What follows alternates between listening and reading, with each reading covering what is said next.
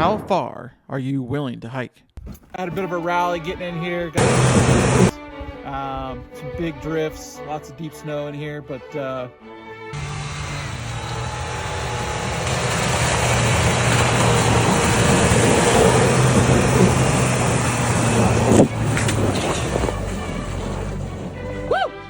Bronco rallied and made it. So honored with the day for a long hike, post falling in the snow.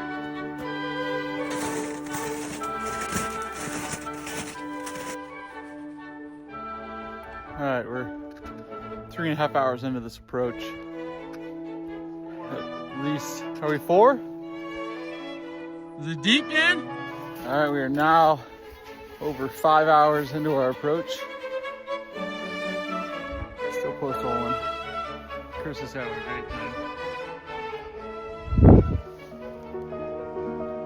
For me, finding these places deep in the mountains has always been worth the hike.